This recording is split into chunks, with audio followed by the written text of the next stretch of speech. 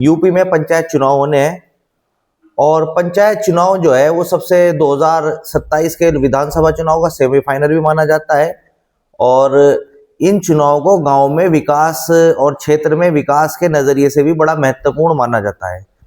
मेरे साथ ये रजब भाई बैठे हैं।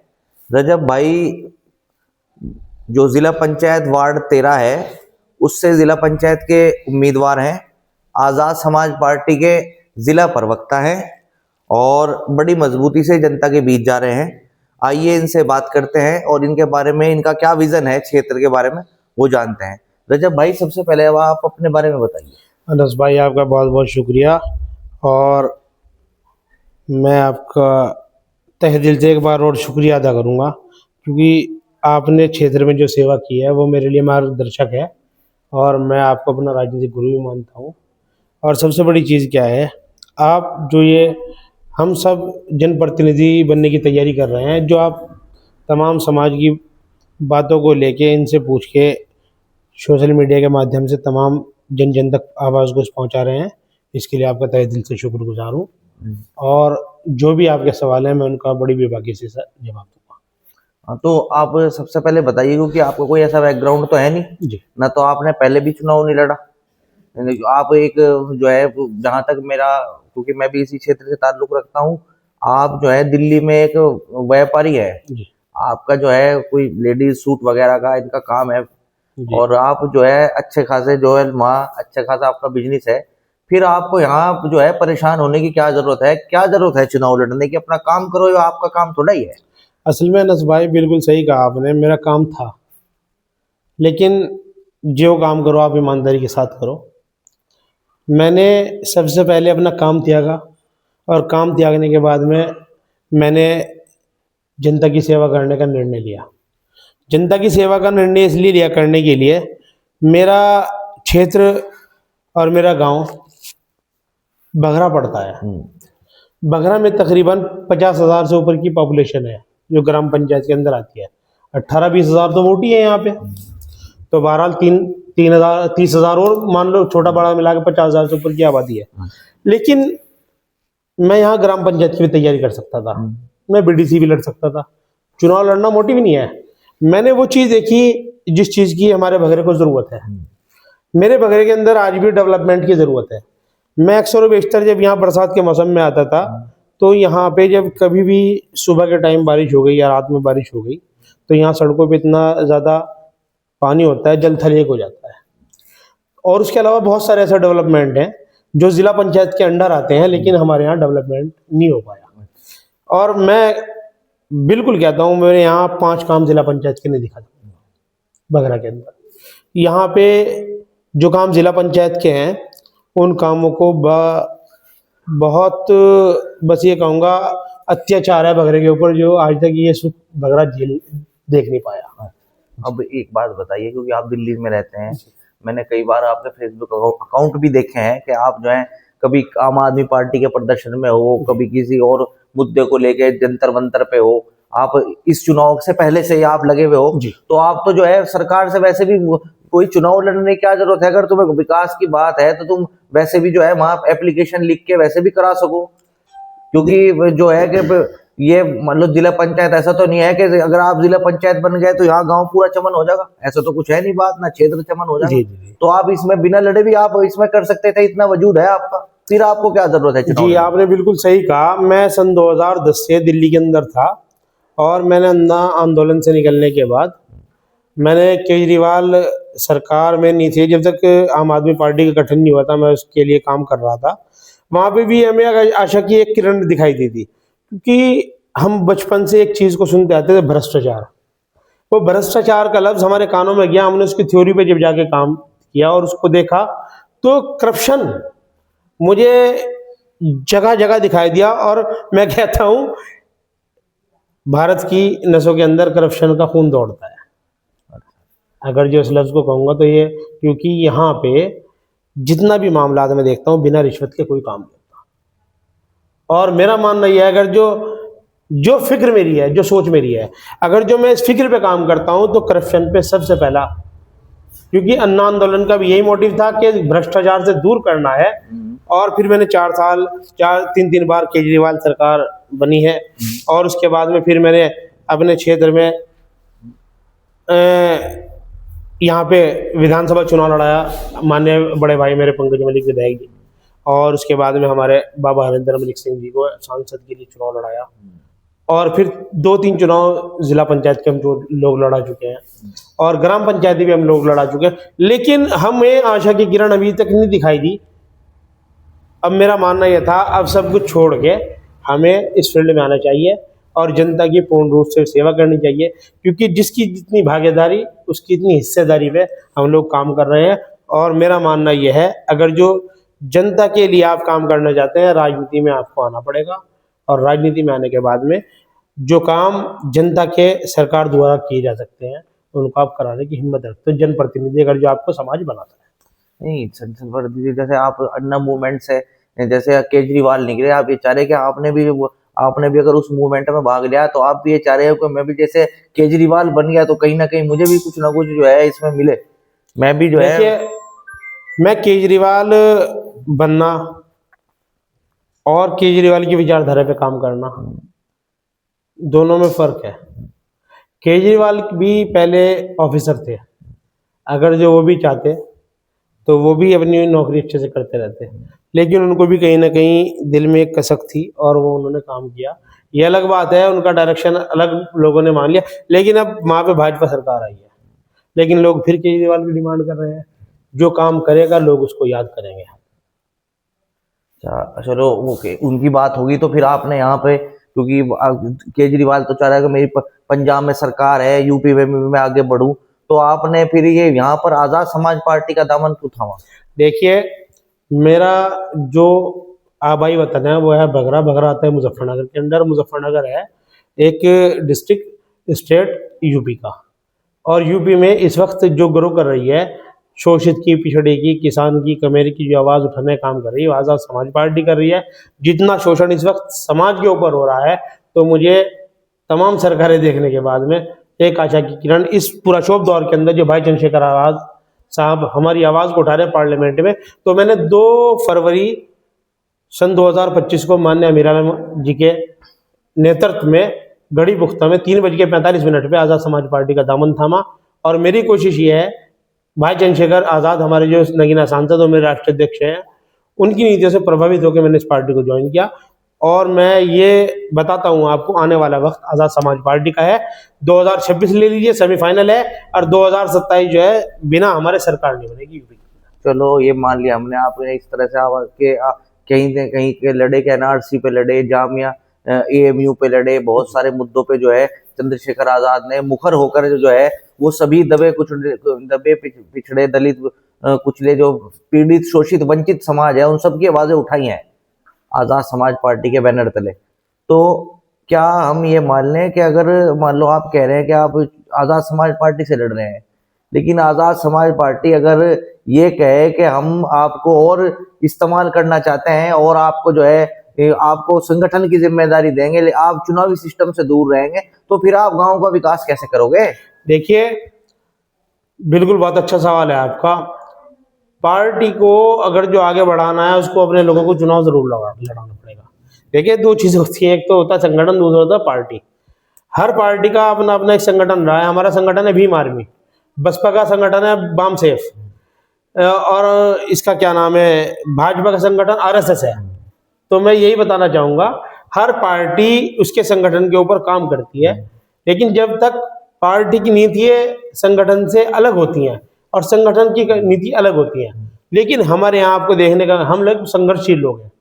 हमारे जितने भी नेता इस वक्त पार्टी के अंदर आ रहे हैं या आगे आने वाले वक्त में आएंगे, तो भाई चंद्रशेखर की जो लड़ाई मजलूम हो गए, खास करके मैं मुस्लिम समाज से आता हूँ, मुस्लिम समाज के लिए लड़ाई जो लड़ रहे हैं वो इस वक्त, तो मेरा मानना ये है भाई चंद्रशेखर के अंदर हमें एक नई किरण दिखाई देती है। नहीं, वो किरण, मैं आप मेरा सवाल नहीं समझे। मैं ये कह रहा हूँ कि आप भी मेहनत कर रहे, आपने जो है दिल्ली में भी अनुभव लिया, चंद्रशेखर आजाद को जो है आपको संगठन में इस्तेमाल करना है। अच्छा। और आप चुनाव लड़ना चाह रहे हो, रोक दे इसको। आप चुनाव लड़ना चाह रहे हो, लेकिन उन्होंने कहा आप संगठन में काम करोगे, आप अभी चुनाव नहीं लड़ोगे जी। तो आपका क्या स्टैंड रहेगा फिर? हाँ। फिर आपके जी। भरोसे जो जनता बैठी है कि हम रजब अली के साथ हैं, जी। या रजब अली जो है वो आजाद समाज पार्टी से टिकट लेके आ रहा है, 1% अगर आपको संगठन में ही काम करने का मौका मिला, फिर आप ये विकास कैसे कराओगे? मैंने आपको इससे पहले बताया था, जिसकी जितनी हिस्सेदारी, जितनी जिसकी संख्या बार, उसकी इतनी हिस्सेदारी। मैं संख्या भारी है हमारी, मैं मुस्लिम समाज से आता हूँ। मुस्लिम समाज को यहाँ पार्टी अगर टिकट देती है, और मैं जनरल कैटेगरी से आता हूँ, जनरल कैटेगरी में मुझे टिकट, मुझे उम्मीद है मेरे नेता क्षेत्र में जो मैं इस वक्त काम अंजाम दे रहा हूँ, मैं आपको अपने काम बता दूं किस वजह से मुझे पार्टी टिकट देगी। मैं सन 2012 से अभी तक 5000 से ज़्यादा उन गरीब लोगों की आंखें बनवा चुका हूँ जिनका कोई पूछने वाला नहीं था। आपको अनस भाई, अगर जो इस वक्त खून की ज़रूरत है, आप ये कहोगे जब मैं मुझे 10 यूनिट खून की ज़रूरत है, तो आपका छोटा भाई आपके लिए 10 यूनिट खून अवेलेबल कराएगा। आपके गांव में किसी क्षेत्र में किसी भी इंसान को, उसमें मुसलमान की शर्त नहीं है, अब किसी भी इंसान को कहीं पे भी खून की ज़रूरत है, आंख बनवाने की ज़रूरत है, किसी के बच्चे का दाखिला नहीं हो पा रहा है, और किसी को यहाँ से दिल्ली तक इलाज की ज़रूरत है, तो आपका छोटा भाई कौम का खादिम रजब अली 24 घंटे तैयार खड़ा है। तो ये सब चीज़ें होती हैं जो मैं, जिन नीतियों के ऊपर मैं काम कर रहा हूँ ताकि लोगों को मैं भला कर सकूं। भला बिल्कुल ठीक बात है, अगला आपका सवाल ये करेंगे भला तो आप बिना राजनीति के भी कर सकते हो, लेकिन नहीं, कुछ सारी चीज़ें ऐसी होती है कहीं ना कहीं में नेताओं का सहारा लेना पड़ता है। जब तक आप सत्ता में नहीं आओगे, जब तक सत्ता के अंदर आप अपनी हिस्सेदारी नहीं रखोगे, तो आपकी सुनवाई उस लेवल पे नहीं हो पाएगी जिस लेवल पे आप कराना चाह रहे हो। एक समाज सेवी को भी कहीं ना कहीं किसी नेता की जरूरत पड़ती है, और हम नेता कम, समाज सेवी ज्यादा हैं। हम समाज के खिदमतगार हैं और उसी लेवल पे काम करेंगे। तो अब तक आपको क्या जो मूलभूत समस्याएं आपने, क्योंकि आपके वार्ड में करीब 12 के करीब गांव हैं जी। तो उसमें आपने अब तक के क्या मूलभूत समस्याएं देखी? क्योंकि ऐसा तो है नहीं कि भाई बगरा ही बगरा है, काम तो आपको किनौनी का भी करना है, काम को आपको पीने का भी करना है, काम को आपको खेड़ी दाड़ी का भी करना है जी। काम तो कादी खेड़ा जागेड़ी पीना किनौनी जाकर वो तिरपड़ी सैदपुरा खुर्द, काम तो सबका करना है, बगरा मुरादपुरा पीड़पुर गढ़ी सबका करना है। जी बिल्कुल, आपका बहुत अच्छा सवाल है। मैंने बगरा इसलिए लिया क्योंकि बगरे के लोग इसलिए पीड़ित हैं क्योंकि यहाँ पे इसलिए काम नहीं हो पाता क्योंकि ये सरकार में जो भी बंदा होता है वो बगरे का नहीं है। और मेरा मानना यह है, मैं बगरे से हूँ, मैंने बगरे की बात इसलिए की, लेकिन जब भी जो भी डेवलपमेंट होगा, अगर सरकार मुझे जनता चुन के पहुंचाती है, मुझे जनता का आशीर्वाद मिलता है, तो मैं बिना किसी भेदभाव के पूरे क्षेत्र में किसी को मेरे पास आने की जरूरत नहीं है, मैं जगह जगह जाके जो भी योजनाएं होंगी सरकार की वहां तक जन जन तक पहुंचाने का काम करूंगा। और मैं जहां तक भी मुझे ये लगता है किसी को कोई समस्या है तो मैं उसकी जाके पूरी तरीके से उसके पास जाता हूँ और उसको पूछ के उसका निवारण करने की पूरी तैयारी रखता हूँ। नहीं, वो तैयारी आप रखते हैं। अब तक आपको क्या मूलभूत समस्याएं, मतलब जो है कि आपका, अगर आपको जनता चुनती है तो अब क्या मूलभूत समस्याएं हैं और आपका पहला कदम क्या होगा कि जो जो जो जनता को दिखेगा हाँ ये रोड मैप इसके दिमाग में है? जी, आप मेरे अगर जो सोशल मीडिया अकाउंट से आप देखते होंगे, आप कह रहे थे मैंने देखा है, आप मेरी वीडियोस देखते होंगे, तो मैं कोशिश ये करता हूँ, मैं एक सेवक से ज़्यादा एक पत्रकार का काम भी करता हूँ। आपने देखा होगा, मैं यहाँ से मसलन मैं बात करूँगा शमशान घाट तक मुर्दे को ले जाने की, जो मैं उस चीज़ पे बात करूँ जिला पंचायत के अंडर काम आते हैं, क्योंकि मैं जिला पंचायत की तैयारी कर रहा हूँ। यहाँ पे हमारे यहाँ मोहल्ला है, क्या नाम है, ठाकुर द्वारा। ठाकुर द्वारे में पहली समस्या ठाकुर द्वारे में क्या है, उन लोगों को अगर जो अपनी अर्थी को शमशान घाट पहुंचाना है तो तकरीबन 1.5 किलोमीटर का सर्कल काट के उनको जाना पड़ेगा शमशान घाट, तो 1.5 किलोमीटर बैठेगा। लेकिन अगर जो उन्हीं के सामने एक सड़क निकल जाए, वहां पे रास्ता है लेकिन थोड़ी सी सड़क है, अगर जो हम लोग उसको बनवा देंगे तो वो लोग, उनका वो टाइम भी बचेगा और अपनी अर्थी को वहां तक ले जा सकते हैं। उसी तरह की समस्या मेरे मुस्लिम समाज में है। मेरे मुस्लिम समाज में सबसे बड़ा कब्रिस्तान हमारा कलीरे मुतला है, लेकिन वहां तक अगर जो बॉडी ले जानी पड़े, एक रास्ता शॉर्टकट भी है, एक रास्ता लॉन्ग कट है, तो मैं चाहूंगा लॉन्ग कट वाले के नजदीक जो शॉर्टकट पड़ता है वहां से जाएं, और जो यहाँ से लेके वहां तक जाएगा कलीरे तक उसको सामने रास्ता मिले। तो यहाँ पे जगह है, तो मैंने अभी एक वीडियो डाली थी, कब्रिस्तान में जाने के लिए रास्ते की जरूरत है। अब वो रास्ता तो कौन बनाएगा, MP MLA की भी एक मर्यादा होती है उनके काम की, लेकिन जिला पंचायत उसको बना सकता है। और यहाँ पे तमाम धार्मिक स्थलों तक के वहीं पे कमल जोड़ी एक जगह, वहां मंदिर है, वहां मंदिर का रास्ता ही नहीं कहीं कमल जोटी का रास्ता नहीं। कमल जाड़ी का रास्ता नहीं है। वो मैंने समस्या पहले भी उठाई थी और मैं उसके ऊपर लगातार नजर बनाए हुआ हूँ। वो रास्ता तो हाईलाइट है, वो प्रधान भी उठा रहे हैं उस रास्ते को और जिला पंचायत भी उठा रहे हैं। अब देखिए मैं क्या कह रहा हूँ, उस रास्ते पे मैं गया और उस रास्ते को उठाने के वाला सबसे पहला आपका भाई है, जिसने लाइव के माध्यम से वीडियो बनाई थी। उन लोगों ने मुझे इनवाइट किया था एक भंडारे के अंदर, मैं गया था वहां पे, उसको देखा। अच्छा, हमारे यहाँ सबसे बड़ी समस्या इस वक्त जो आ रही है, सब बातों को छोड़ते हुए, वो युवा हमारा भटक रहा है, नशे की तरफ जा रहा है। नशा सबसे बड़ी समस्या है। मैं सबसे ज्यादा खिलाफ नशे के हूँ और आने वाले आप चुनाव में भी देखेंगे। तो इलेक्शन में तो मैं आपके सवाल से पहले जवाब दे रहा हूँ उसका। इलेक्शन में जो खर्चा हो तो चर्चा हो, फिर क्या चर्चा हम लोग, आप मेरी नीतियों को जान सकते हैं। आप अगर जो उधर मिले, कोई मेरे से अगर जो कोई शराब पीने वाला शराब का डिमांड करता है, मैं बिल्कुल क्लियर बोलूंगा, तो मैं उसको शराब की जगह उसे दूध का पैकेट देना पसंद करता हूँ। अब वो उस दूध के पैकेट को पी ले, चाहे घंटा दे बेच दे, उसका काम, मैंने अपना काम कर दिया। अब वो अपने बच्चों के लिए मैं उसको दूध का, मैंने कई जगह ऐसे करता हूँ, मेरे से कोई भी दारू के पैसे मांगता है, मैं उसको दूध देता हूँ। उसके बच्चे की फीस भरना पसंद करूंगा, उसको दारू ले दूंगा, चाहे चुनाव हारे चाहे जीते।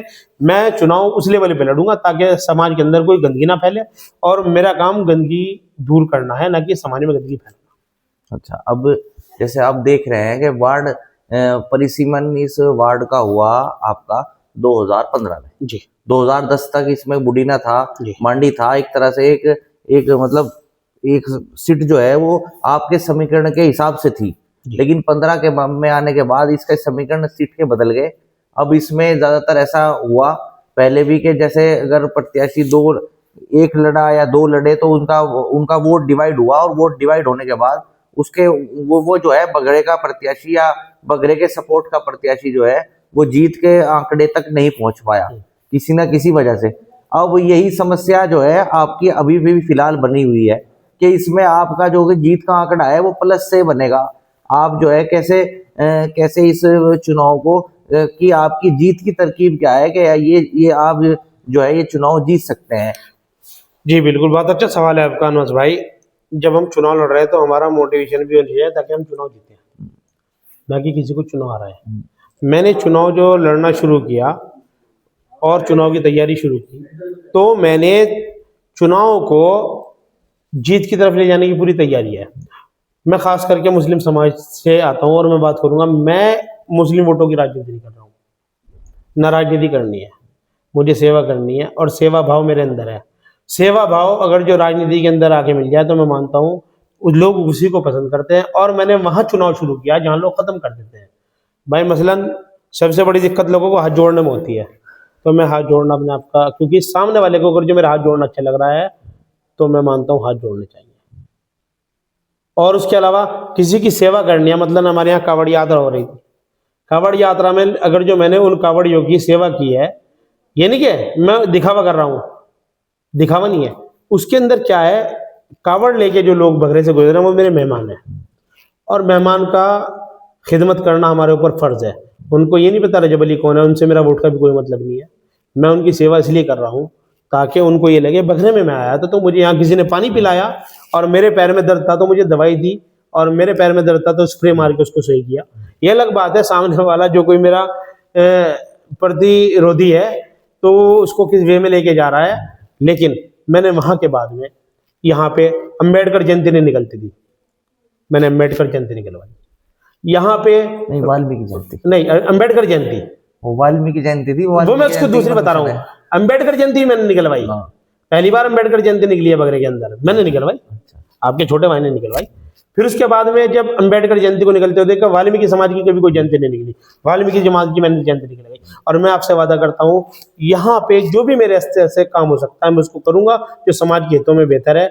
और मैंने कश्यप समाज के लिए भी डिमांड की थी, अगर जो लोग शायद मानते मेरी बात तो महर्षि कश्यप जयंती भी निकलती, क्योंकि जिस तरह हम अपनी नमाज और ईद और हमारे मुहर्रम के जुलूस निकलते हैं, मैं चाहता हूँ यहाँ सर्व समाज का गांव है मेरे बगैर, बड़े प्यार मोहब्बत वाले लोग, कोई यहाँ दबके नहीं रहेगा, कोई किसी से डर के नहीं रहेगा।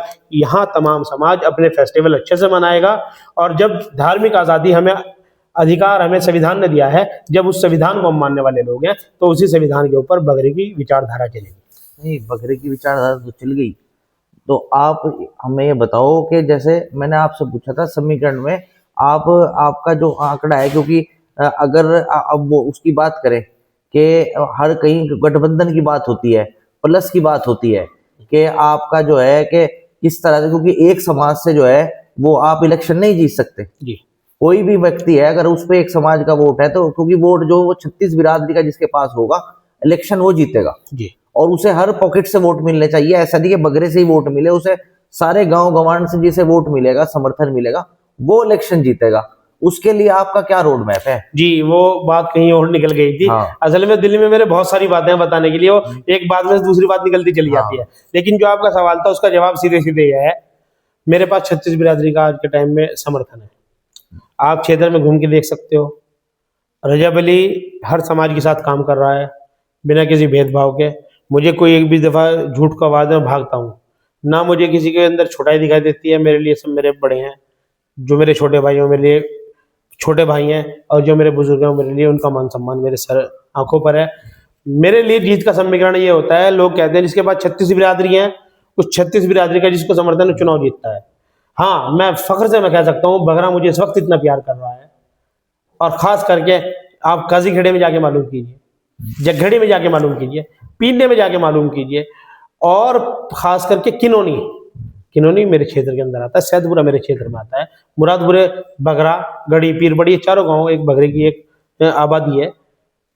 आप इसके अलावा अगर जो दूसरे गाँव में भी जाके मालूम करेंगे ना, वहाँ के लोग भी मुझे प्यार करते हैं, और 36 बिरादरियों का समर्थन आपके छोटे भाई को है।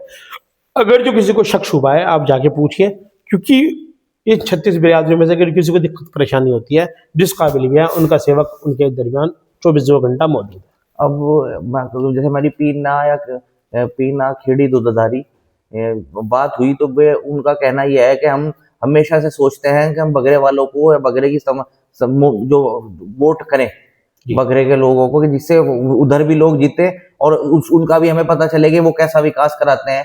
लेकिन हर बार ऐसा ही होता है कि जैसे आप मुरादपुरे से हैं, मुरादपुरे से पहले प्रत्याशी जो है वो 800 या 1000 वोटों से जो है वो उनका जीत का अंतर रह गया था, और अब अभी वो 1 साल से मतलब पिछली योजना से वो तैयारी में है। उनके अनुसार आप इस योजना से तैयारी में आए हो, तो वे कह रहे हैं कि पहले से ही उसी गांव में 1 में 2 हो गए, तो हम जब उनका गांव में उनका इत्तेफाक नहीं है तो हम उनके पीछे क्यों लगे? देखिए, ये चुनाव जो होता है, बिल्कुल बहुत अच्छी बात है, हम एक गांव से 2 हैं। क्योंकि मैं बिल्कुल प्रैक्टिकल बात करूंगा, जो एक आम जनता के जो सवाल है ना, जो उसके दिल में होता है, जो कंफ्यूजन होता है। जी, मैं आपके माध्यम से मैं निमंत्रण देता हूं समाज को, आए और बात करें। मैं पिछले 4 साल से तकरीबन तैयारी में हूँ, 5 साल से मुसलसल, लेकिन पिछले 5 साल से मैंने चुनाव लड़ाया मैंने, और उसके बाद से मैंने अपनी तैयारी शुरू की जैसे चुनाव खत्म हुआ।